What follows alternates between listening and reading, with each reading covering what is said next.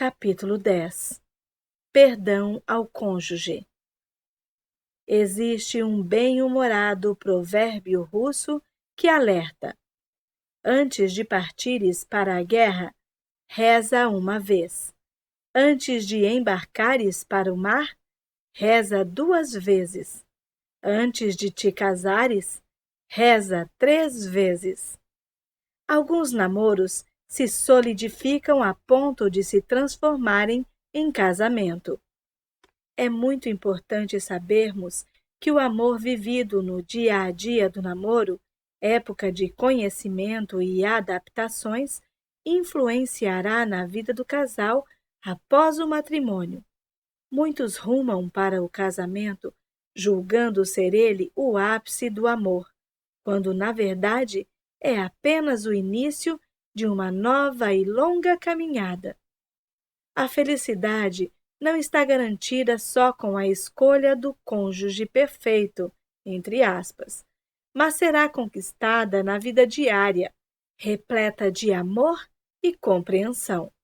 Se houver falhas nesse projeto conjugal, a infelicidade não pertencerá somente ao casal, mas será compartilhada em algum grau com os demais familiares. Tudo na vida é um aprendizado, inclusive a vida conjugal. Adoramos viver intensamente os bons momentos, mas precisamos aprender a passar também pelas turbulências. As primeiras rupturas. No começo da vida conjugal, existem planos de amor, declarados em frases que contemplem nossa vida, nossos sonhos, nosso amor. De repente, aos poucos começam a surgir palavras mais ásperas, como sua culpa, sua insensibilidade, sua grosseria, e logo surge um abismo entre o casal. No momento de seu casamento, para cada pergunta que lhe foi feita, a sua resposta foi sim. Em momento algum foram admitidas respostas como não sei, na hora eu decido, ou se o bicho pegar, a gente dá um jeito. Isso significa que perante o altar você empenhou o seu sim no sentido de buscar sempre manter em harmonia o seu lar. Porém, no decorrer do casamento, timidamente começa a surgir espaço para o não. Agora não. Eu quero ficar sozinho. Isso não é da sua conta. Não me enche. Vai pro inferno. Não quero saber, cai fora. E logo a casa está recheada de cala a boca e outras palavras piores ainda. Isso sem falar nos lares em que a agressão física acompanha a verbal. Na verdade, esse abismo entre o casal não surgiu num passe de mágica, de uma hora para outra. Ele foi surgindo através de mágoas engolidas, das palavras ásperas, dos sentimentos de incompreensão e abandono, da fisionomia fechada, enfim, de inúmeros sentimentos não resolvidos. O amor como base de tudo. Se você se casou, é porque um dia amou profundamente esse ser, a ponto de decidir entregar-lhe sua vida para construírem juntos um lar. Se desejamos construir uma família em nosso projeto de lar feliz, nunca poderá faltar amor, dedicação, anulação do ego e, acima de tudo, respeito mútuo. Se estiver existindo desarmonia conjugal, será como consequência dessas pequenas fissuras. Por isso, um conselho útil: jamais durma sem se reconciliar. Assim como é desconfortável dormir sem banho, igualmente se pode dizer o mesmo quando se dorme com um assunto pendente, por mais insignificante que aparente ser. Não dá para dormir sem se reconciliar, do mesmo modo que não dá para conviver entre tapas e beijos. É por isso que em uma casa, além da cama, existem também sofá e mesa. Jamais busque ou acredite em uma reconciliação feita na cama. Conversas devem ser desenvolvidas na mesa, frente a frente. Após isso, o que acontecer, momentos antes de dormir, deverá ser a expressão do amor que sentem um pelo outro e não um pedido de desculpas na horizontal. Aí sim, dá para dormir tranquilo. E o outro dia é outro dia. Um casal junta mais do que as escovas de dente. O importante para se levar uma vida feliz é sempre reconhecermos nossa parcela de responsabilidade em toda e qualquer situação. O escritor suíço Jean Petitiersam, 1790 a 1870, afirmou que, quanto mais alguém se aproxima da perfeição, menos a exige dos outros. Um pensamento digno de reflexão. Em relacionamentos tumultuados, marido e mulher, totalmente desgastados com a situação, insistem em culpar o outro pela infelicidade vivida. Tudo aquilo que exijo, na verdade, preciso oferecer em dobro.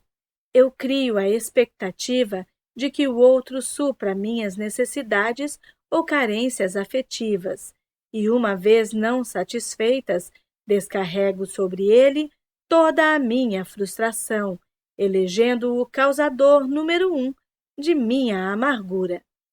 Ao utilizar-me de sinceridade comigo mesmo, observarei que rumei para o casamento com um coração cheio de amor, expectativas e boas intenções, mas também levei a minha malinha cheia de traumas, complexos, mágoas, carências, etc. Nosso cônjuge age da mesma maneira. Além de sua escova de dente, também traz a sua malinha traumática. O amor ama o compromisso. Já eram mais de 22h30 quando fui incumbido de uma difícil tarefa durante a realização de um retiro para jovens em minha paróquia. Pedir para um casal que estava aos abraços e beijos despedirem-se e dirigirem-se aos seus respectivos alojamentos, pois já era tarde. Conforme fui me aproximando, observava os detalhes daquele agarramento. Apertavam-se tanto um contra o outro que não sobrava sequer um espaço para o Espírito Santo. Agarravam-se com tamanha força que suas costas e outras partes já deviam estar cobertas por hematomas. Ao se beijarem, fios de baba escorriam do canto de suas bocas, e eu me aproximando para separar aquele casal tão apaixonado. Pedi licença e fui logo solicitando a colaboração deles no sentido de irem dormir, porém não juntos, devido ao horário adiantado. Para minha surpresa, não houve relutância. Beijaram-se mais uma vez e, de mãos dadas, foram se afastando em direções opostas.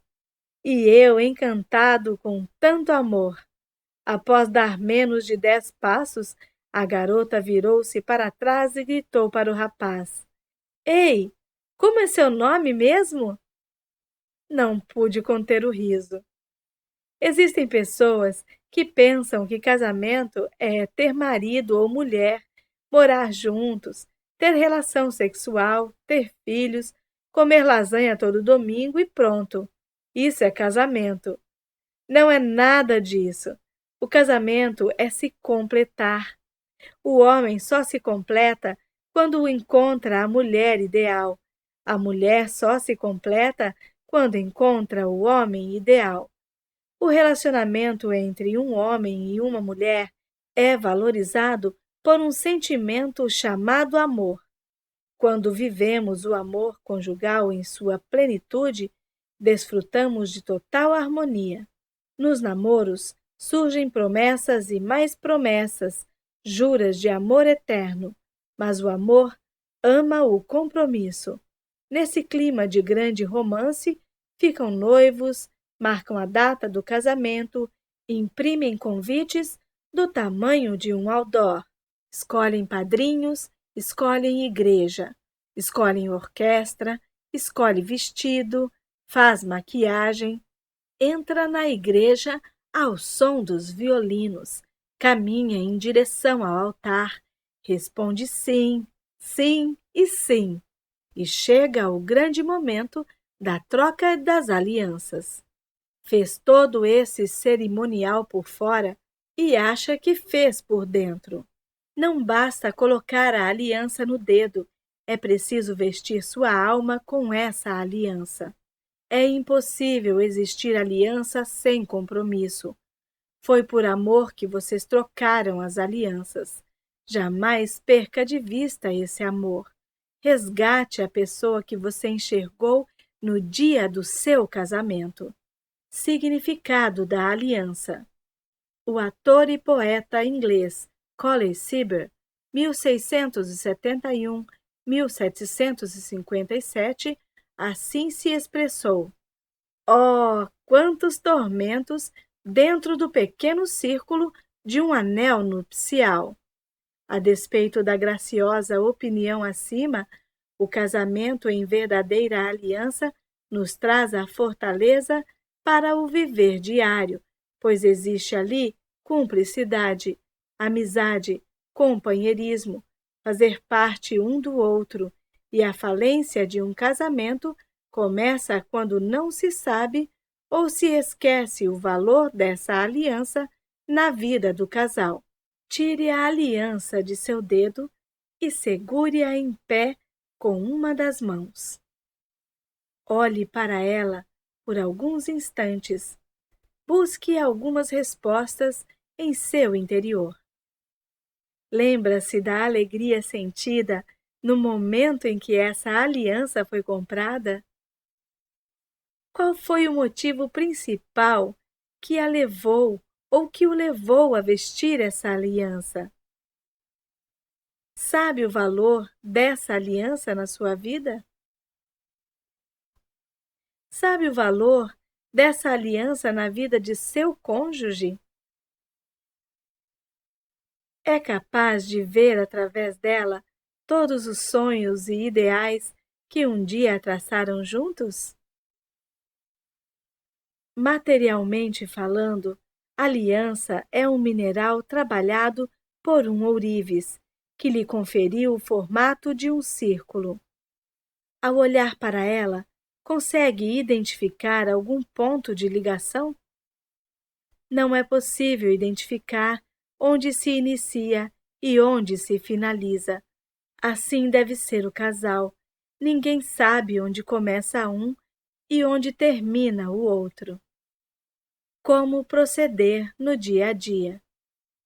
Gosto tanto do filme Ana Karenina, de Tolstói, que não canso de reprisá-lo, e ainda consigo assisti-lo com a mesma emoção e atenção de como se fosse a primeira vez. Logo nas primeiras cenas, Dimitrios pronuncia a seguinte frase: o medo de morrer, sem nunca ter conhecido o amor, era maior do que o medo da própria morte. A grande maioria acalenta esse sonho de encontrar a pessoa ideal para juntos escreverem uma bonita história de amor. Só precisamos ter o cuidado de não acalentar um sonho ingênuo de amor. Nas telas de cinema, tudo é mais romântico. O vermelho é mais intenso, o lençol é de seda e existe trilha sonora. Deliberadamente, ninguém se casa para sofrer ou com a intenção de causar sofrimento. Desentendimentos comuns e de pequeno porte podem e com certeza surgirão no dia a dia. Um desentendimento ou outro poderá ocasionalmente existir, mas é importante o casal saber resolver tudo a seu tempo, para que não tomem proporções maiores, pois as brigas passam e o amor permanece. Educação dos filhos. Às vezes observo os pais levando seus filhos para a escola. Param em cima da faixa de pedestres, estacionam em filas duplas, fazem ultrapassagens proibidas, desrespeitam o sinal vermelho e muitos ainda xingam e fazem sinais obscenos. Finalmente, entregam seus filhos para serem educados no melhor colégio da cidade, acreditando que as aulas acontecem do portão para dentro, esquecendo-se que elas já começaram há muito tempo, através da observação.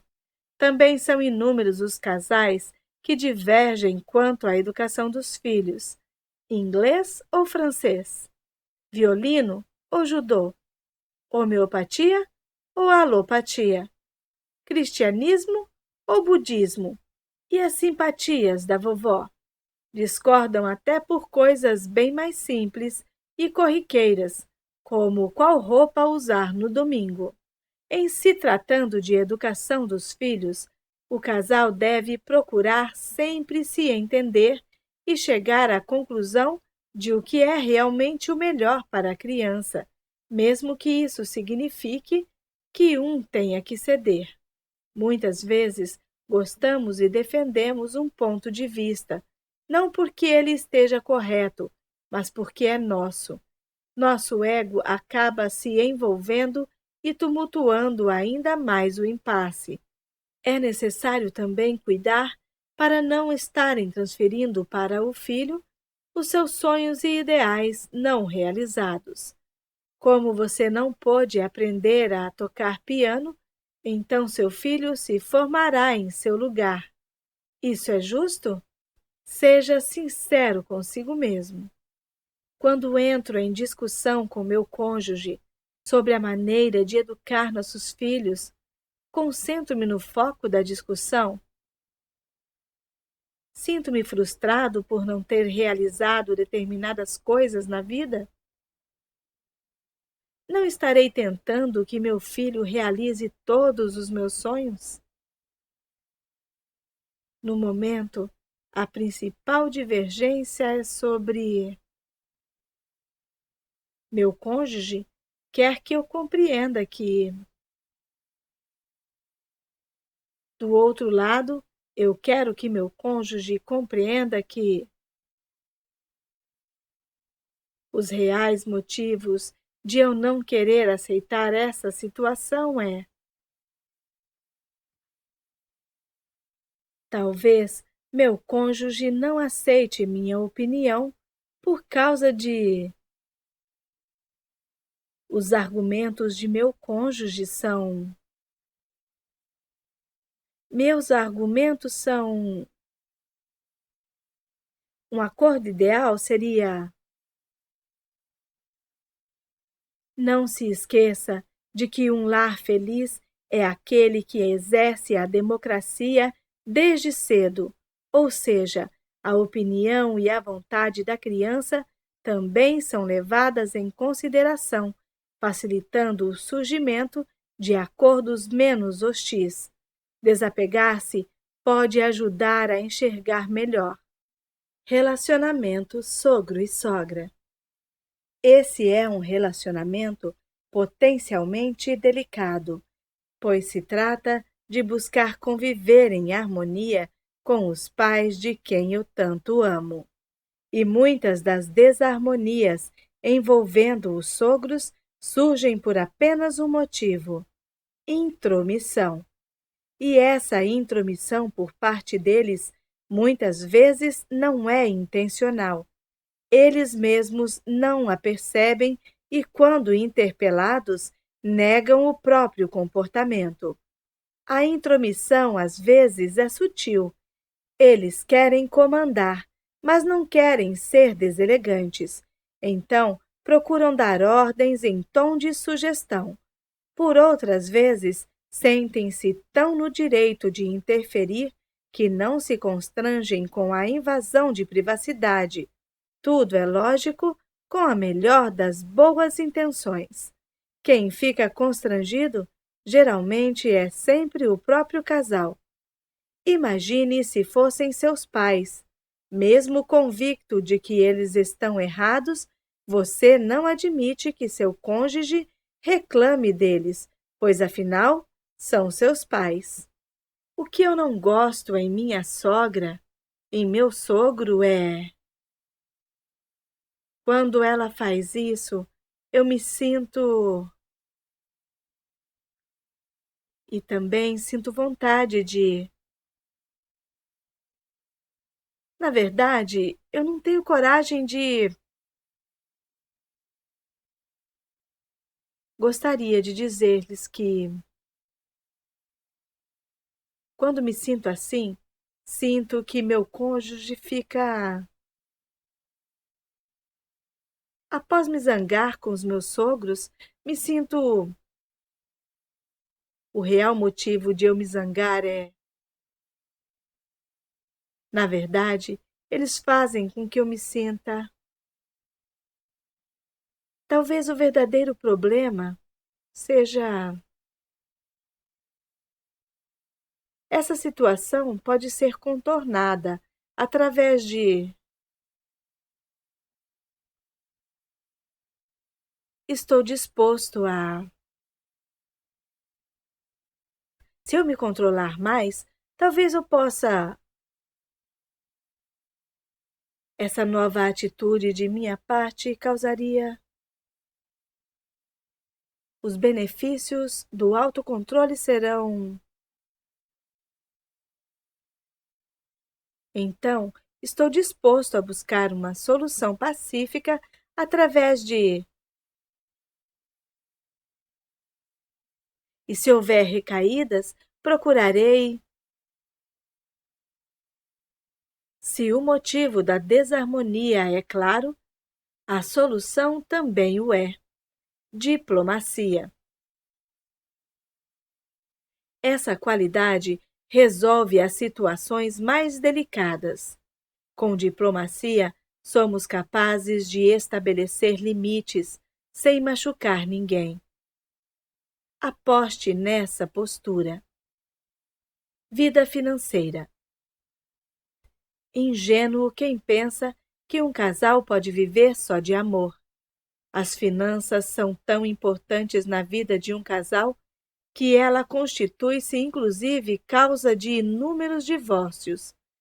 Possuir problemas financeiros implica possivelmente em discussão, perda de sono, fisionomia carregada, etc. Muitas vezes, a crise é passageira e a união do casal é fundamental nesse período de turbulência. Porém, muitas vezes a crise financeira é resultante da inabilidade de um dos cônjuges em administrar as finanças do lar. E se não houver uma intromissão por parte do mais organizado nesse assunto, as finanças podem ir à falência. Pode ser que isso tenha acontecido em seu casamento. Não precisa se separar por causa disso. Mas para retornar a um dia a dia harmonioso, o perdão é fundamental. No entanto, ao perdoar, não significa que você irá entregar novamente a administração das finanças nas mãos dele ou dela. Perdoe a incompetência e o que ela causou, ou quase causou, mas não ofereça condições para que a história se repita. Medite na inocência e volte a viver olhando para frente. Vida profissional. Sobretudo nos dias de hoje, cada vez mais as mulheres casadas também trabalham fora, auxiliando no sustento do lar. Também é verdade que muitas delas trabalham por satisfação e realização pessoal, e isto deve ser respeitado. Em minha opinião, acho importante que a mulher também tenha o seu plano de carreira profissional, pois isso a torna ainda mais atraente, culta e com uma autoestima sempre elevada. Muitos maridos, no entanto, se veem ameaçados em seu papel de provedor quando suas esposas chegam a ter maior cargo e salário do que eles. Em casos assim, a situação conjugal poderá tornar-se conflitiva. As desarmonias que surgem são incontáveis e será necessária uma maestria extrema para que o relacionamento não se afunde por causa desse tipo de preconceito. É muito importante marido e mulher apoiarem a carreira profissional um do outro, alegrarem-se com o crescimento alheio, serem compreensivos em relação a viagens ou jantares de negócios, incentivarem-se mutuamente a prosseguir sempre estudando e se aperfeiçoando. E ambos, ao regressarem ao lar, devem despir-se por completo de seus cargos e títulos, e ser aquele maridinho amoroso que conserta o chuveiro se for preciso. E ela, aquela esposinha amorosa que faz bolo, carícias. Se até então você não vinha agindo assim, experimente mudar. Reflita um pouco. Tenho sido compreensivo em relação à carreira profissional de meu cônjuge? Sinto-me inseguro com o sucesso profissional de meu cônjuge? Sinto como se estivesse competindo dentro de casa? Refletindo bem, acho que a causa desta insegurança é: talvez eu gostaria que meu cônjuge se dedicasse. Esse meu descontentamento acaba se manifestando em forma de: quando meu cônjuge não me compreende, me sinto. Quando não compreendo meu cônjuge, ele se sente. Na verdade, nunca lhe disse que eu gostaria que. Eu gostaria de receber de meu cônjuge, mas estou disposto a doar ao meu cônjuge, mas a partir de hoje mudarei minhas atitudes no sentido de concreto, a partir de agora deixarei de concreto, a partir de agora procurarei. Os ganhos obtidos com essa mudança de atitude serão: infidelidade. Este é um assunto espinhoso que creio ser o ato mais difícil de ser perdoado dentro de um casamento. Quando a infidelidade acontece, é como se algo muito precioso se quebrasse em pedaços tão pequeninos que parece ser impossível juntá-los para tentar colar os cacos. Ao deparar-se com essa descoberta, muitos casamentos terminam de imediato, outros ficam balançados e parte deles saem mais fortalecidos. É óbvio que o destino do casamento não será decidido por apenas um dos cônjuges. Dependerá do grau de amadurecimento e disposição de ambos em recomeçar tudo ou não. Para muitos, infidelidade conjugal é perdoável, porém inaceitável. Ou seja, com o tempo posso até perdoar o meu cônjuge, mas não existe mais disposição de minha parte em dar prosseguimento à vida em comum. O casamento termina aqui. Para outros, a infidelidade é aceitável, porém imperdoável. Disponho-me a continuar casado por questões religiosas, até que a morte o separe, ou familiares, a existência de filhos. Decido continuar casado, embora jamais perdoe meu cônjuge ou volte a confiar nele novamente. Uma atitude madura e louvável pertence àqueles que, depois de passado o susto inicial, sentam-se frente a frente em busca dos porquês. Abandonando a postura exclusivamente defensiva, buscam também identificar, dividir, compreender e admitir sua parcela de responsabilidade. Abandonando questionamentos acusatórios, podem lançar-se a profundas reflexões sobre o porquê daquele comportamento clandestino, o nível em que devia estar a tensão conjugal, e, liberando o que ficou para trás, mover-se rumo às mudanças que certamente se farão necessárias. Se existir o sincero arrependimento da outra parte, até se dispor a perdoar, mas logo avisando que não será fácil, e num esforço mútuo buscar reconstruir, com paciência e cautela, o ninho destruído. Como existe o compromisso renovado de ambas as partes, certamente a situação se mostrará mais fortalecida. Não nos cabe aqui apontar qual das três é a correta, mas sim esclarecer que existem três alternativas, e as três igualmente compreensíveis. Somente quem passou por isso sabe o impacto do abalo. Portanto, não me seria lícito indicar o caminho do perdão ou da separação. Posso sugerir a reflexão, mas a tomada de decisão é algo muito pessoal e merece meu apoio. Mas posso e devo sugerir que o perdão possui espaço em qualquer uma das três situações expressas acima, principalmente se a decisão for continuar casado. Vida sexual magoada. Essa questão sexual tem sido responsável por uma boa parcela das mágoas que algumas esposas carregam do marido e vice-versa.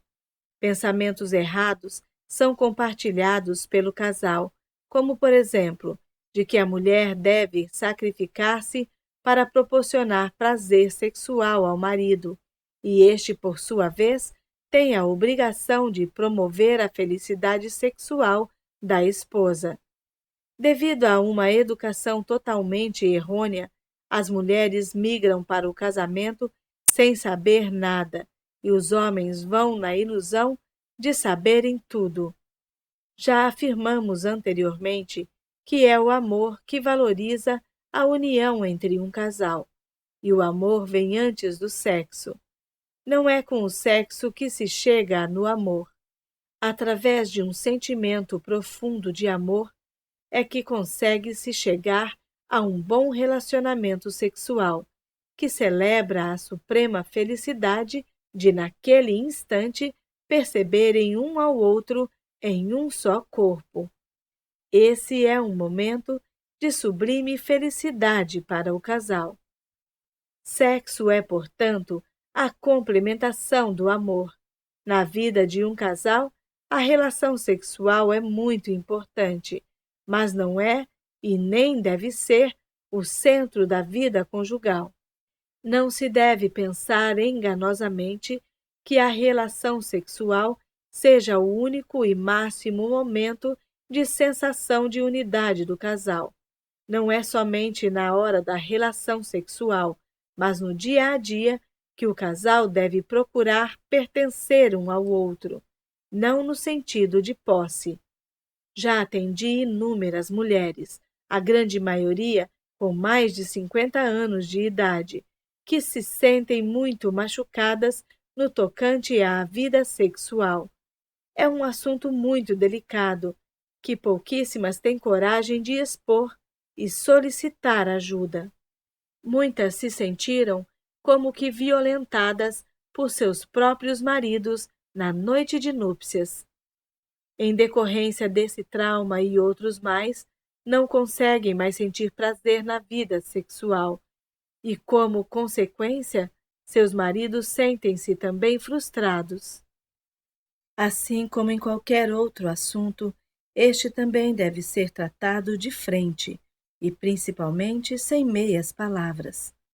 Após proferir uma palestra em Salvador, Bahia, uma senhora com cerca de 50 anos, com fisionomia muito feliz e bem-humorada, e sem se importar com a presença de outras pessoas que pudessem ouvi-la, foi logo me dizendo: "E no meu caso, como eu devo agir? Meu marido quer sexo toda hora.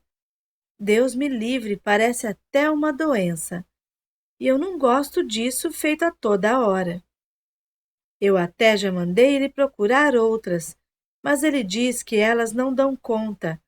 Eu me sinto horrível depois do ato." Expliquei-lhe que, por natureza, o homem é mais carnal, enquanto a mulher é mais emocional. Isso está expresso, inclusive, pelos órgãos sexuais. O masculino é exposto, enquanto o feminino é interno. O homem se excita facilmente ao ver um filme ou revistas do gênero.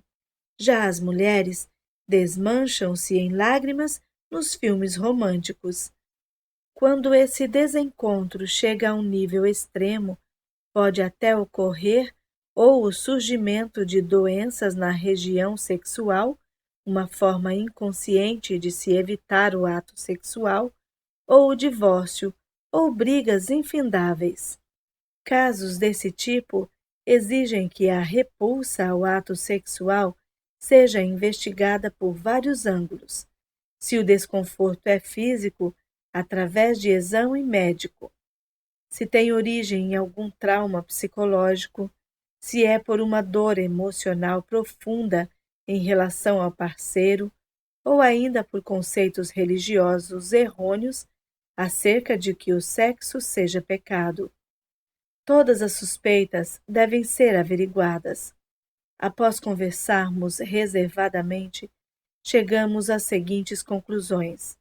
No caso específico dessa senhora, a repulsa era causada por uma mágoa profunda em relação ao marido, devido a um relacionamento extraconjugal mantido com várias outras mulheres. O trauma era ainda sedimentado na experiência sofrida por ter adquirido DST através do marido. Por razões óbvias, ela se sentiu duplamente traída.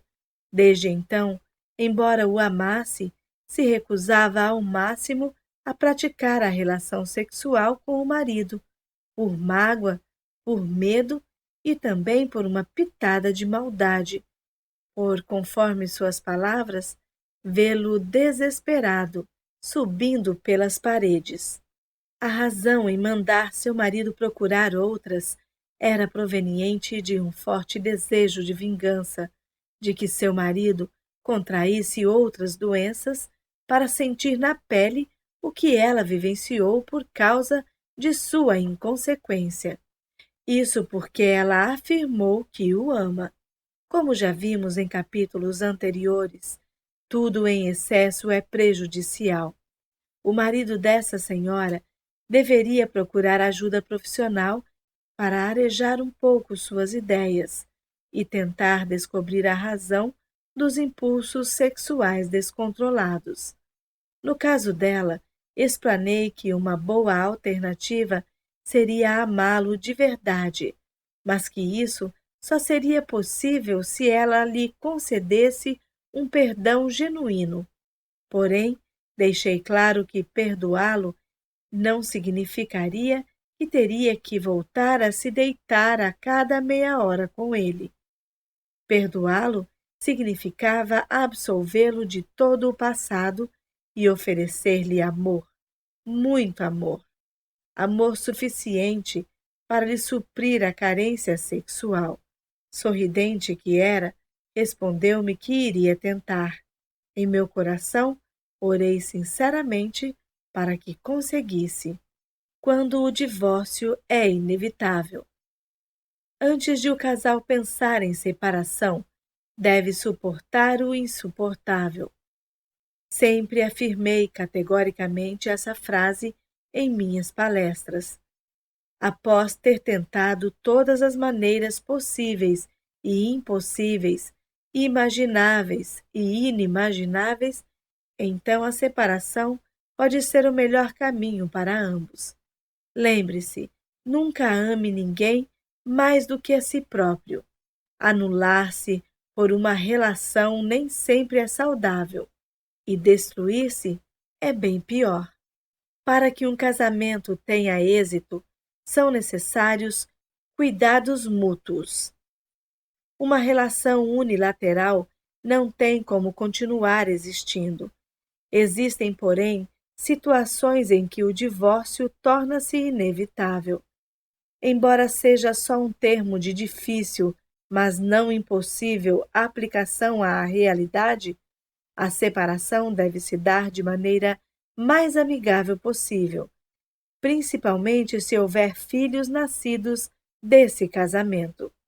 Num processo de separação, não permita a interferência de pais, sogros ou quaisquer outros parentes sem que sejam solicitados, pois além de não ajudarem em nada com suas considerações impensadas e raivosas, acabam piorando ainda mais a situação, que por si só já é dolorosa, independente de quem iniciou a ruptura.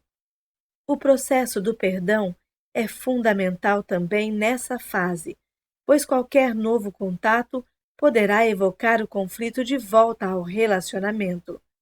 Lembre-se que, por mais que se queira evitar, vários encontros terão que acontecer para os acertos finais do divórcio, para retirar as suas coisas, no dia da audiência, nos dias da visita aos filhos, etc. Com certeza, os ex-cônjuges precisarão de tempo para exercer esse perdão, mas quando existem filhos no meio da história, estes devem ser reconciliados com o pai ou mãe ausente e continuar livres para amá-lo ou amá-la. O que traumatiza os filhos não é a separação dos pais, mas como ocorre essa separação. Deixe os filhos fora de tudo, pois afinal, ele ou ela está se separando de você e não dos filhos. Se o ex-cônjuge que ficou com a guarda das crianças não conseguir exercer o perdão e estiver cego pelo sentimento de ódio, tenderá a usá-las como arma para vingar-se do ex-cônjuge. Li determinada vez uma rápida entrevista realizada com a ex-jogadora da seleção brasileira de basquete, Hortência, falando de sua separação, 1999, e a maturidade com que ela e o ex-marido se relacionavam em nome da felicidade e saúde emocional dos dois filhos. Indagada pela revista sobre como ficou sua relação com o ex-marido, ela respondeu: "Nós nos damos muito bem.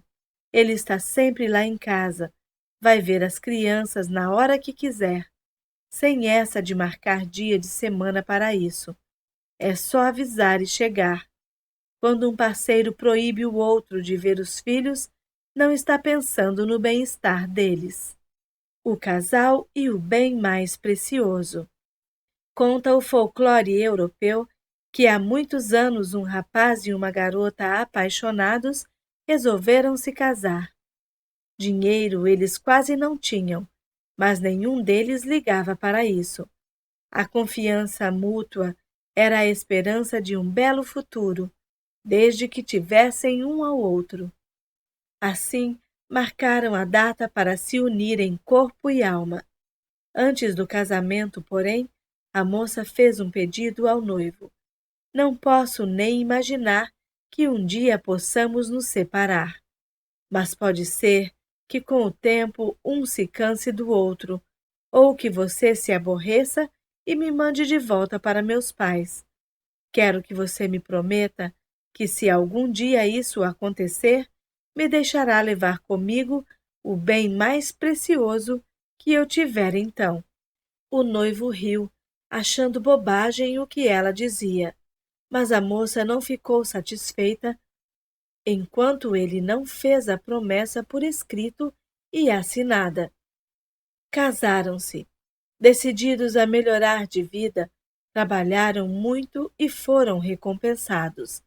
Cada novo sucesso os fazia mais determinados a sair da pobreza, e trabalhavam ainda mais. O tempo passou e o casal prosperou. Conquistaram uma situação estável e cada vez mais confortável, e finalmente ficaram ricos. Mudaram-se para uma ampla casa, fizeram novos amigos e se cercaram dos prazeres da riqueza. Dedicados em tempo integral aos negócios e aos compromissos sociais, pensavam mais nas coisas do que um no outro. Discutiam sobre o que comprar, quanto gastar, como aumentar o patrimônio, mas estavam cada vez mais distanciados entre si. Certo dia, enquanto preparavam uma festa para amigos importantes, discutiram sobre uma bobagem qualquer e começaram a levantar a voz, a gritar, e chegaram às inevitáveis acusações. O marido então gritou: Você não liga para mim, só pensa em si mesma, joias, roupas. Pegue o que achar mais precioso, como prometi, e volte para a casa de seus pais. Não há mais motivo para continuarmos juntos. A mulher empalideceu e, encarando-o com um olhar magoado, como se acabasse de descobrir uma coisa nunca suspeitada, disse: Está bem, quero mesmo ir embora, mas vamos ficar juntos esta noite para receber os amigos que já foram convidados. Ele concordou. A noite chegou. Começou a festa com todo o luxo e fartura que a riqueza permitia. Alta madrugada, o marido adormeceu exausto. Ela, então, fez com que o levassem com cuidado para a casa dos pais dela e o pusessem na cama. Quando ele acordou pela manhã, não entendeu o que tinha acontecido, não sabia onde estava, e quando sentou-se na cama para olhar em volta, a mulher aproximou-se e disse-lhe com carinho: Querido marido, você me prometeu que se algum dia me mandasse embora, eu poderia levar comigo o bem mais precioso que tivesse no momento. Por isso, eu trouxe você, que é e sempre será o meu bem mais precioso. Envolveram-se num abraço de ternura e voltaram para casa mais apaixonados do que nunca, vivenciando o perdão ao cônjuge. Escolha uma música de fundo de que goste muito. Sinta-se relaxado e com vontade de realmente fazer a mentalização a seguir. Pratique-a mais de uma vez em um dia. Quando se sentir preparado, faça-a frente a frente com seu cônjuge. Querido, querida. Falar o nome completo do cônjuge. Neste momento, trago diante de ti o meu coração mais sincero. E dentro desta sinceridade, venho pedir-lhe o teu perdão. Perdoe-me se não consegui demonstrar em muitos momentos o quanto lhe amo. Perdoe-me se pelas dificuldades da vida eu me mostrei insensível. Perdoe-me pelas vezes que pronunciei palavras grosseiras. Perdoe-me pelas faltas e ausências. Perdoe minhas falhas e descasos. Perdoe muitas vezes a minha falta de atenção. Eu também lhe perdoo por não me demonstrar em muitos momentos o seu amor. Eu lhe perdoo pelas vezes que desejei ter seu apoio e ele me foi negado. Eu lhe perdoo pelas palavras grosseiras e impensadas. Perdoo todas as suas faltas e ausências, falhas e descasos. Eu lhe perdoo e você me perdoa. Eu lhe amo e você me ama. Eu lhe perdoo principalmente por... Cite alguma mágoa em especial que você esteja vivendo no momento e depois repita sinceramente.